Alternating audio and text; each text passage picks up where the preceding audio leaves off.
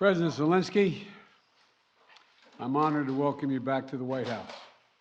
We spent an awful lot of time on the telephone as well as on video, but it's good to see you in person again. And we've been in close and frequent communication throughout this conflict from the very beginning, but it's particularly meaningful to talk with one another in person, look each other in the eye, because leadership through this terrible crisis has inspired the Ukrainian people, as you have done, Mr. President, and the American people and the entire world. This visit to Washington, your first trip outside Ukraine since February, comes as President Putin is escalating his attacks, his brutal attacks, targeting critical infrastructure to make life as hard as possible for not only innocent Ukrainians, but children and young children, and everything from orphanages to schools. It's just outrageous what he's doing. And as we've heard, as we head into the new year, it's important for the American people and for the world to hear directly from you, Mr. President, about Ukraine's fight and the need to continue to stand together through 2023. This visit also falls on the 300-day mark of Russia's brutal invasion of Ukraine. 300 days since Putin launched an unprovoked, unjustified, all-out assault on the free people of Ukraine. 300 days of Ukrainian people showing Russia and the world their steel backbone, their love of country, and their unbreakable determination, and I emphasize unbreakable determination, to choose their own path. To Ukrainian people, I say to them all, you have demonstrated, you have shown your strong stand against aggression in the face of the imperial appetites of autocrats who wrongfully believe they might be able to make might right, and they're not able to do it. Thus far, they've stood alone, and you haven't stood alone. You have had significant help. We've never stand alone. You will never stand alone. When Ukraine's freedom was threatened, the American people, like generations of Americans before us, did not hesitate. The support from all across this country, Americans of every walk of life, Democrats and Republicans alike, had the resources and to rebound and resounding united way to provide unequivocal and unbending support for Ukraine. Because we understand in our bones that Ukraine's fight is part of something much bigger. The American people know that if we stand by in the face of such blatant attacks on liberty and democracy and the core principles of sovereignty and territorial integrity, the world would surely face worse consequences. And as I said, when Putin rolled his tanks into Ukraine in February, American people are prepared to have us stand up to bullies, stand up for freedom. That's who we are as Americans, and that's exactly what we've done. Even before the invasion began and Putin threatened Ukraine by building up his forces, we helped make sure Ukraine would be prepared to defend itself, even before they crossed into Ukraine. We provided a steady stream of defensive weapons, including air defense systems and artillery, ammunition, and so much more. And we've not done it alone. From the very beginning, the United States rallied allies and partners from around the world to stand strong with Ukraine and impose unprecedented, and I emphasize unprecedented, sanctions and export controls on Russia, making it harder for the Kremlin to wage this brutal war. More than 50 nations have committed nearly 2,000 tanks and other armored vehicles, more than 800 artillery systems, more than 2 million rounds of artillery ammunition, and more than 50 advanced multiple rocket launching systems, anti-ship and air defense systems, all to strengthen Ukraine. Together, we provided billions of dollars in direct budgetary support to make sure the Ukrainian government can keep providing basic fundamental services to the Iranian people, like health care, education, and emergency personnel. This includes another $2 billion that in direct budget support from the American people that the World Bank distributed earlier this week. We provided humanitarian assistance to help the millions of Ukrainians who have been forced to flee their homes because of Putin's inhumane, brutal war. Communities across Europe have opened their hearts and their homes to help Ukrainians in need. The United States has been proud to welcome more than 221,000 Ukrainians seeking refuge since March of 2022, including as part of Uniting for Ukraine, as part of our Uniting for Ukraine program. And today, USAID is committing more than $374 million in urgently needed humanitarian assistance for Ukraine. This will help provide food and cash assistance for more than 1.5 million Ukrainian people, as well as access to health care, safe drinking water, and help stay warm in the winter for more than 2.5 million Ukrainians. The United States and our allies and partners around the world have delivered a broad range of assistance at historic speed and has been critical to bolstering Ukraine's success thus far. Ukraine has won the Battle of Kyiv, has won the Battle of Kherson, has won the Battle of Kharkiv. Ukraine has defied Russia's expectations at every single turn. And President Zelensky, you have made it clear that he is open to pursuing, well, let me put it this way. He's not open, but you're open to pursuing peace. You're open to pursuing a just peace. We also know that Putin has no intention of stopping this cruel war. And the United States is committed to ensuring that the brave Ukrainian people can continue to defend their country against Russian aggressions as long as it takes. And I want to thank the members of Congress for their broad bipartisan support to Ukraine. And I look forward to signing the omnibus bill soon, which includes $45 billion in additional funding for Ukraine. I'll also sign into law the National Defense Authorization Act, which includes authorities to make it easier for the Department of Defense to procure critical munitions and defense materials for Ukraine and other key materials to strengthen our national security. Today, I'm announcing the next tranche of our security assistance to Ukraine. $1.85 billion package of security assistance that includes both direct transfers of equipment that Ukraine needs, as well as contracts to supply ammunition Ukraine will need in the months ahead for its artillery, its tanks, and its rocket launchers. Critically, in addition to these new capabilities, like precision aerial munitions, the package will include a Patriot missile battery, which will train Ukrainian forces to operate as part of the ongoing effort to help bolster Ukraine's air defense. It's going to take some time to complete the necessary training, but the Patriot battery will be another critical asset for Ukraine as it defends itself against Russian aggression. Altogether, today's new security assistance with humanitarian funding amounts to $2.2 billion in additional support for the Ukrainian people. We should be clear about what Russia's doing. It is purposefully attacking Ukraine's critical infrastructure, destroying the systems to provide heat and light to the Ukrainian people during the coldest, darkest part of the year.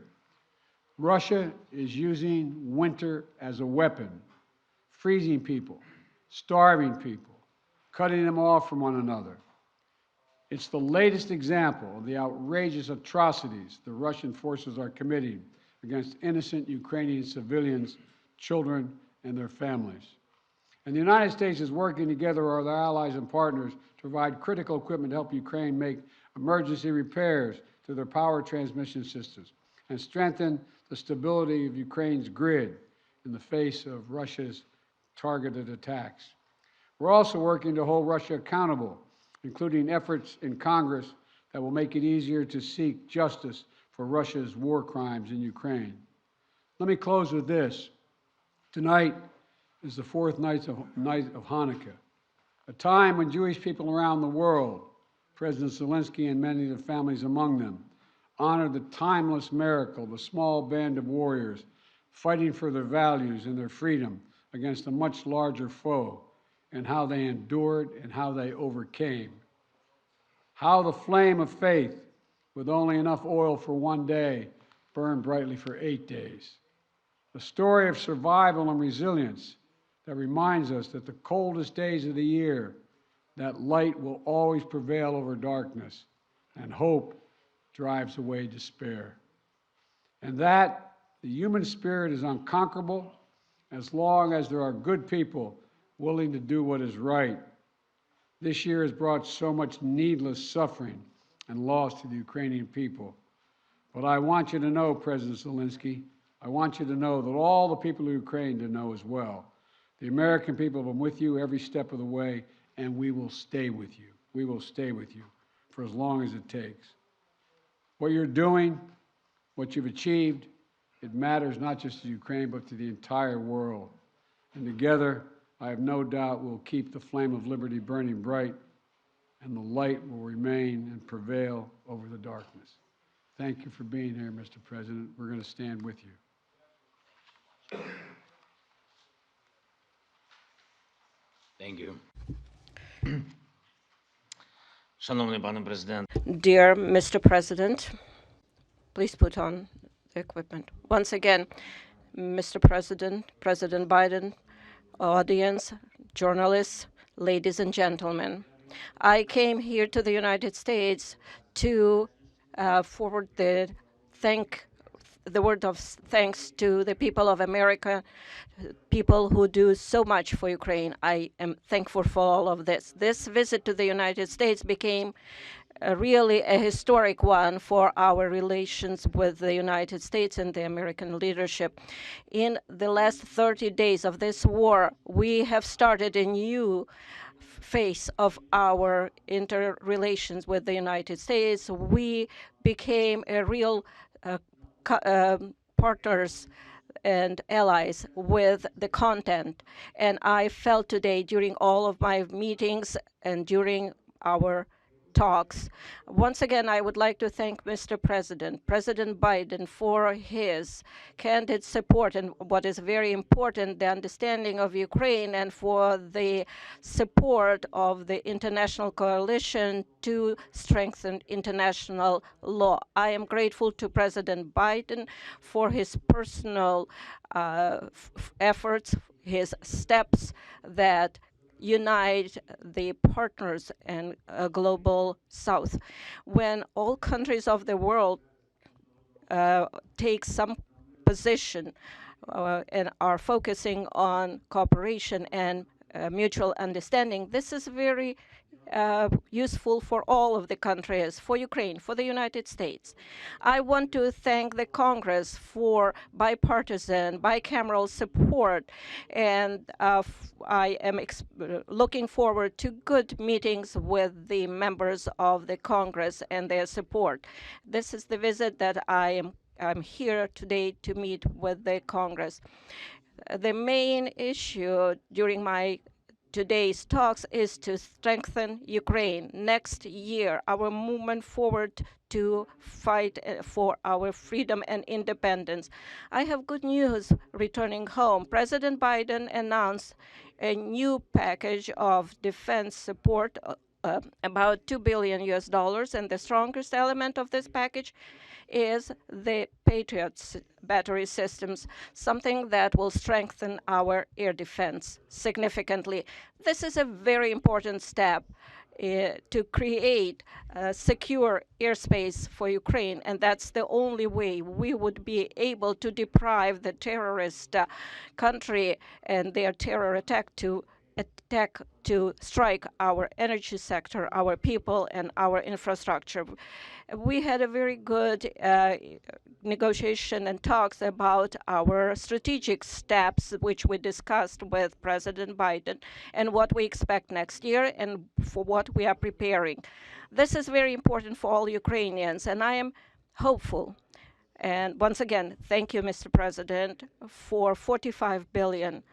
Because this is a big assistance, and I hope that the Congress will approve this financial assistance for our country. This is almost $45 billion.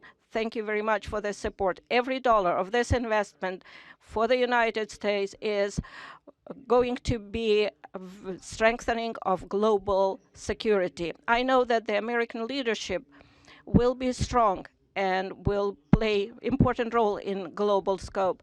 And the United States will help us to defend our values and independence. And regardless of changes in the Congress, I believe that there will be bipartisan and bicameral support. And I know that everybody works for this. And of course, during all of my meetings today, we discussed issues of standoff against terror of Russia, their destruction of our energy infrastructure. We need to survive this winter. We need to protect our people, and we need to be very specific in this area. This is a key humanitarian issue for us right now. This is the survival issue. We are discussing sanctions and legal pressure on the terrorist country Russia.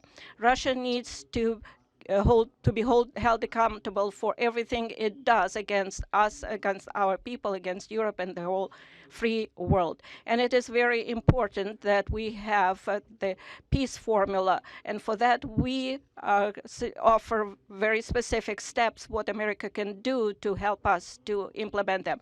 We propose global formula for peace summit. I'm thankful for our American counterparts that they feel us and understand how important it is to continue and stay on course and work on integrity of the country and international rule of law. We will also need, as soon as our defense capabilities will be strengthened in the next few months. I don't want to discuss it in details right now. I believe you understand why, but I am very grateful to President Biden. Thank you for your attention to all of these issues. Glory to Ukraine. Very much, Mr. President. We're going to take questions from 4 different reporters, and I'm going to start with Alex of Yahoo News. Thank you, Mr. President. In 2022, you presided over a bipartisan international coalition to support Ukraine. How will you keep that coalition from fraying in 2023? And President Zelensky, welcome to Washington on this beautiful winter day. What is your message to the American people? Well, answering your questions first, I'm not at all worried about holding the alliance.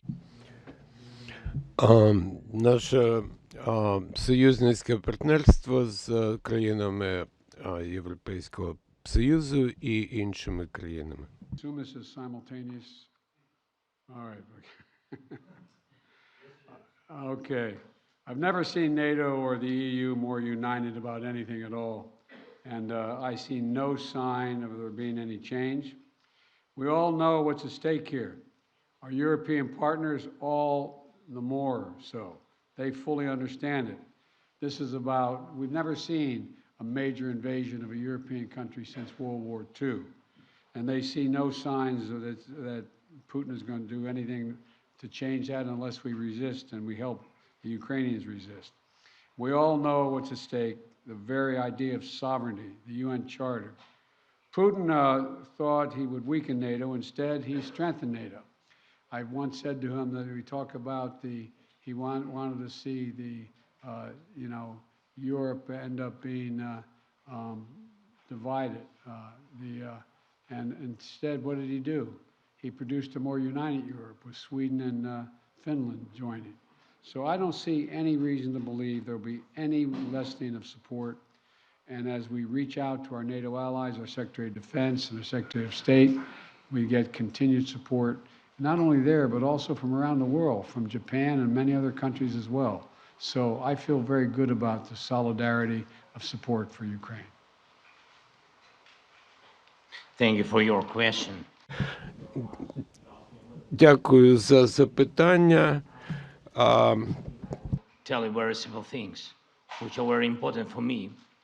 And I think so that we have the same values and the same understanding of the life, the sense of the life. My message, I wish you peace. I think that is the main thing, and you understand it only when the war in your country, when somebody like these terrorists from Russia come to your houses And I wish you to see your children alive and adult. And I wish you to see your children when they will go to universities and to see their children. I think that is the main thing what I can wish you. And of course, to be together with us, jointly, because we really fight for our common victory against this tyranny. That is real life. And we will win. And I really want win together. Thanks so much. Not want, sorry, I'm sure. You call on one of your people, press person? Yeah.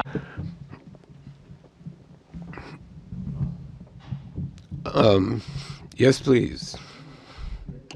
Enter. Question to both of you, but firstly, as Ukrainian, and I mean it, I want to thank the United States for supporting my country. And, you know, my family is in Ukraine, and I definitely understand they will not be alive today if America will not support my country, both politically and militarily. So thank you for this. It's honest. We will. And as of my question, we enter a new phase of this war, and you definitely discussed today which path to choose, how the war could come to an end, and what's next. Will it turn into a new counteroffensive or some kind of peace talks? So, Mr. Biden, Mr. Zelensky, could you share your vision? What's the fair way to end this war, and how do you understand this word's fair peace? Thank you. My view. Your guy, I think we have. Come here. I see. although I like him very much already. That's good. You have started this question.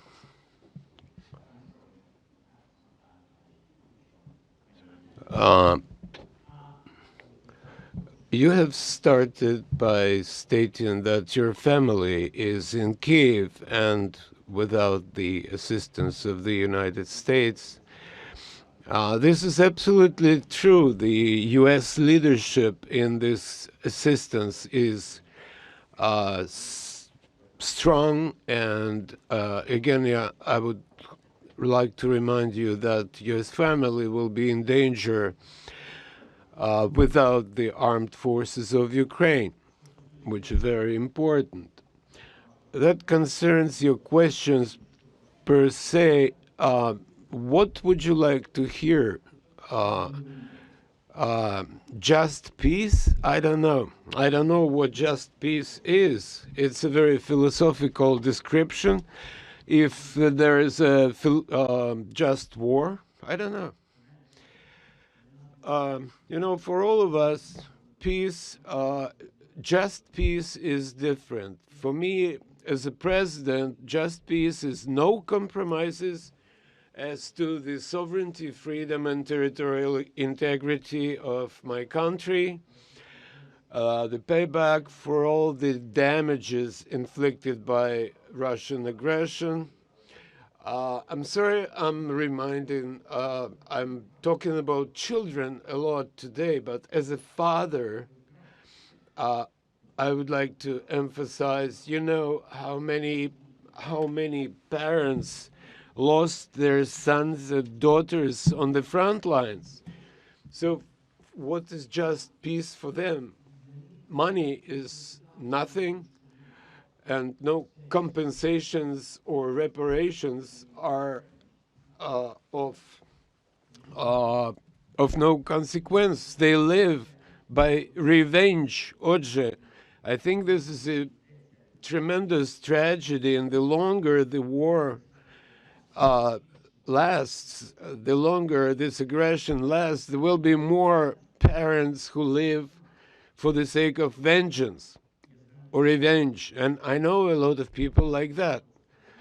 So there can't be any just peace in the war that was imposed on us by these, I don't know how to describe that because we are in the White House and I can't find the proper language.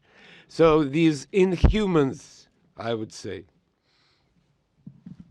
I think we share the exact same vision.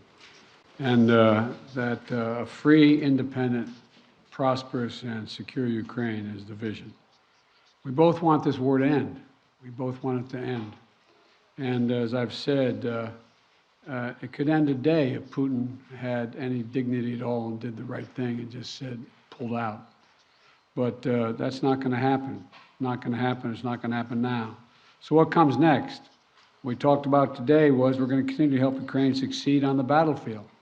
It can succeed in the battlefield with our help and the help of our European allies and others. So that if and when President Zelensky is ready to talk with the Russians, he will be able to succeed as well because he will have won on the battlefield. And, you know, I don't think we should underestimate the impact this war is having on Russia and the losses they're suffering. And you saw just, I think it was 2 days ago, Putin saying that this is much tougher than he thought. He thought he could break NATO. He thought he could break the West. He thought he could break the alliance. He thought he could be welcomed by the Ukrainian people that were Russian speaking. He was wrong, wrong, and wrong. He continues to be wrong. The sooner he makes it's clear that he cannot possibly win this war, that's when the time we have to put this president in a position to be able to decide how he wants the war to end. My turn, huh? Please, yeah. Phil Matterly, Matt Matterly of CNN. Thank you, Mr. President. Welcome, Mr. President. Mr. President, to start with you, your advisors often talk about how critically important you view face-to-face interaction. I'm wondering, after spending 2+ hours face-to-face with President Zelensky, what you learned or what you took from the meeting that perhaps you couldn't glean or learn in the phone calls or video conferences, and somewhat tied to that, was there any discussion related to the U.S. assessment that Russia would not take escalatory action now that Patriots are being sent, a Patriot battery will be delivered? Let me answer the first question, the first part of your question. You know I get kidded for saying that there's all politics is personal. It's all about looking someone in the eye, and I mean it sincerely. I don't think there's any substitute for sitting down face to face with a friend or a foe and looking them in the eye. And that's exactly what's happening at this moment. We've done that more than once, and we're going to continue to do it. And the winter is setting in, and Putin is increasingly going after civilian targets and women and children, orphanages. This guy is, well, but he's going to fail. And he's going to fail. He's already failed because he now knows that there's no way he's ever going to occupy all of Ukraine. There's no way in which he's going to be accepted by the Ukrainian people. And so he's failed in the past, and it was very important for him and everyone else to see that President Zelensky and I are united, two countries together, to make sure he cannot succeed. And I think I may be mistaken, but I know I judge every leader by the way what they say to me, their consistency, and look me in the eye. This guy has to his very soul is who he says he is. It's clear who he is. He's willing to give his life for his country, and all the folks that came with him today. And so I think it's important for him to know we are going to do everything in our power to see that he succeeds. Thanks. What was the second part of your question? I just asked if you had discussed how the U.S. calculated the escalatory effect of sending a Patriot missile battery to Ukraine. I did not discuss that at all with the president, but we do not. It's a defensive system. It's a defensive weapon system.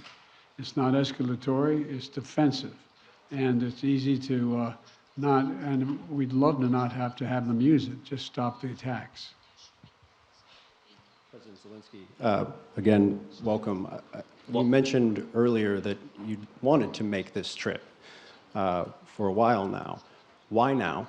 And also, can you tell me what you think the message you are sending to President Putin is, given the fact that 24 hours ago you were on the ground in the front lines with artillery echoing behind you, and now you find yourself in the White House standing next to the president?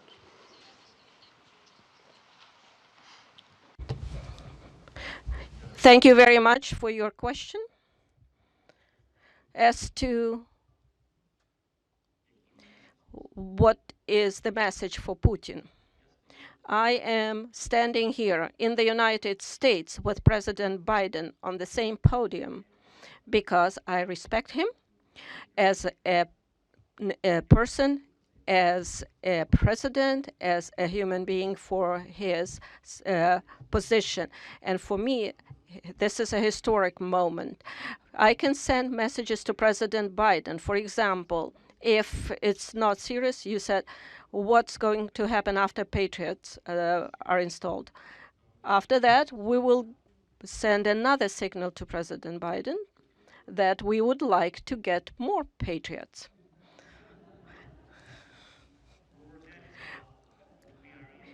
I'm really sorry. That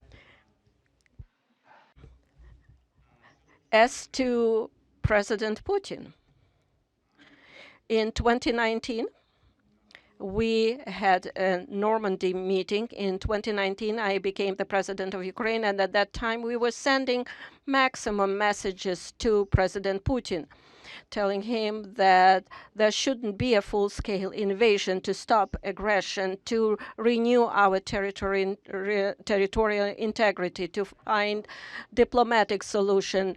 God forbid, we should not have a full-scale war. At that time, he said, it won't happen. He was lying. So what kind of message I can send him after he actually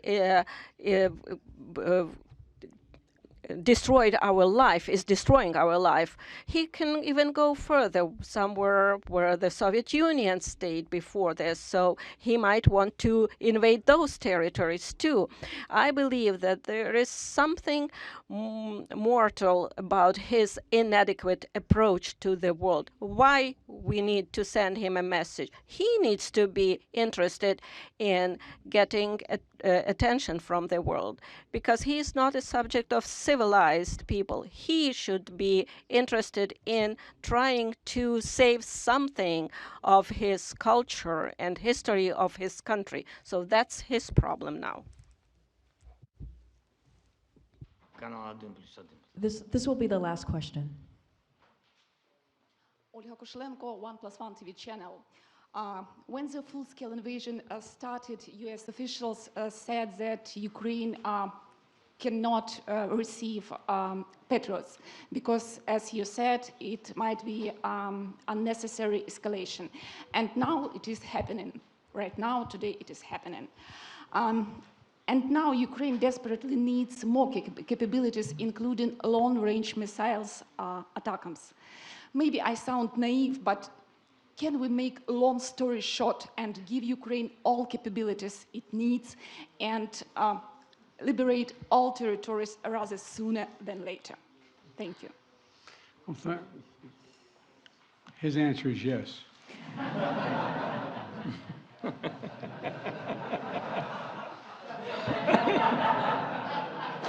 I agree. Let me be straightforward with you here. Дозвольте мені бути відвертим з вами. Факт полягає в That before Russia invaded, we dedicated an enormous amount of security assistance to Ukraine. And we've given Ukraine what they needed when they needed to defend themselves. And since the invasion, that has resulted in more than $20 billion in terms of security assistance. Just today, I approved another $1.8 billion in additional assistance to Ukraine for it to succeed on the battlefield. And we're focused on working with allies and partners to generate capability in 4 key areas. Air defense, as we know today, the Patriot is the best of that. Secondly is to, and we're looking to do more, we provided hundreds of advanced artillery systems and from dozens of countries. Thirdly, we've worked with partners to get Ukraine tanks and other armored vehicles. And fourthly, we've announced today another 200,000 rounds of additional ammunition. Now you say, why don't we just give Ukraine everything there is to give? Well, for 2 reasons. One, there's an entire alliance that is critical to stay with Ukraine. And the idea that we would give Ukraine material that is fundamentally different than is already going there would have a prospect of breaking up NATO and breaking up the European Union and the rest of the world. We're going to give Ukraine what it needs to be able to defend itself, to be able to succeed and succeed in the battlefield. And the other piece of this is, you may recall, one of the reasons why I have spent, well, I won't tell you the calculation, but I've spent several hundred hours face-to-face with our European allies and the heads of state of those countries, and making the case as to why it was overwhelming in their interest that they continue to support Ukraine. They understand it fully, but they're not looking to go to war with Russia. They're not looking for a third world war, and they think they can all be avoided by making sure that Ukraine is able to succeed in the battlefield. So anyway, there's more to say, but I probably already said too much. Thank you. Well, thank you all very, very much. Appreciate your time and attention. And as I said, Mr. President, you don't have to worry. We are staying with Ukraine as long as Ukraine is there. Thank you all. Thank you so much. All the best. Ladies and gentlemen, please remain in your seats until the official delegations have departed. Thank you.